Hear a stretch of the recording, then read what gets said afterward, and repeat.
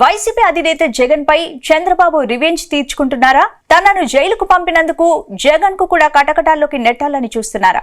ఇందులో భాగంగానే MLA Raghurama Krishnam Raju case పెట్టారా? ఆర్ఆర్ఆర్ కేసులో మాజీ సీఎం జగన్ జైలుకు వెళ్లడం ఖాయమా?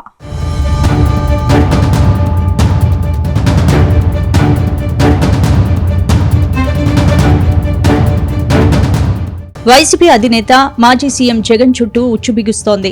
జగన్ రివెంజ్ తీర్చుకునేందుకు చంద్రబాబు సిద్ధమైనట్లు తెలుస్తోంది. గతంలో తనను జైలుకు పంపిన జగన్ ను చంద్రబాబు సైతం కటకటాలు లెక్కించాలని చూస్తున్నట్లు తెలుస్తోంది. ఇందులో భాగంగానే వైసీపీ అధినేత జగన్ రెడ్డిపై హత్యాయత్నం కేసు నమోదైంది.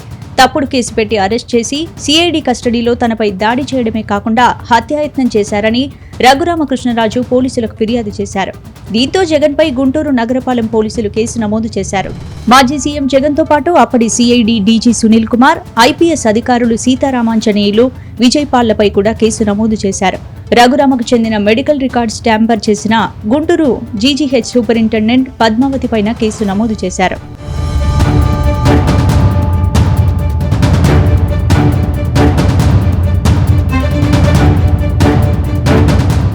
రఘురామకృష్ణరాజు గతంలో వైసీపీ ఎంపీగా గెలిచారు. 2019 ఎన్నికల్లో నరసాపురంలో వైసీపీ ఎంపీగా విజయం సాధించారు.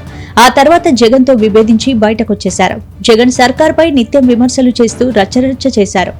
ఒకానొక దశలో జగన్ ను ఊపిరి ఆడకుండా చేశారని చెప్పాలి. ఆ క్రమంలోనే రఘురామకృష్ణరాజును పోలీసులు అరెస్ట్ చేశారు.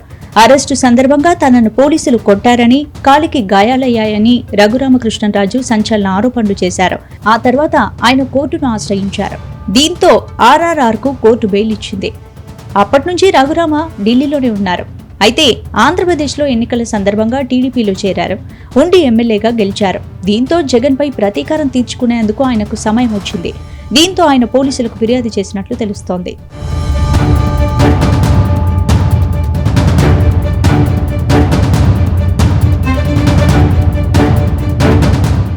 స్కిల్ డెవలప్మెంట్ కార్పొరేషన్ కేసులో నిధుల దుర్వినియోగానికి పాల్పడ్డారనే ఆరోపణలపై చంద్రబాబు నాయుడుతో పాటు మరికొంతమందిపై ఏపీ సిఐడి కేసు నమోదు చేసింది.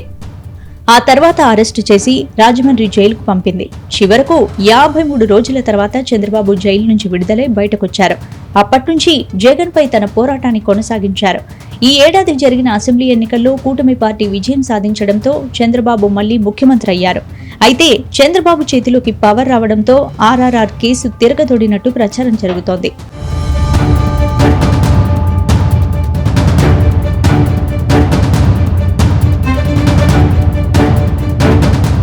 ఇక వైసీపీ అధినేత వైఎస్ జగన్ పై కావాలనే తప్పుడు కేసు నమోదు చేశారని ఆరోపించారు మాజీ additional advocate general Ponnavolu Sudhakar.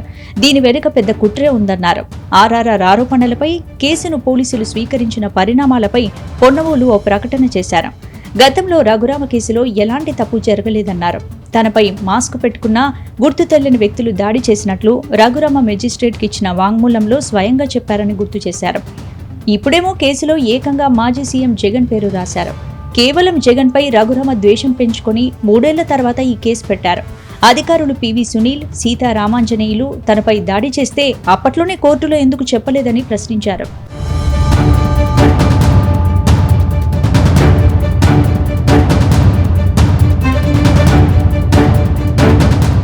మొత్తంగా మాజీ సీఎం జగన్ పై హత్యాయత్నం కేసు పెట్టడం సంచలనంగా మారింది.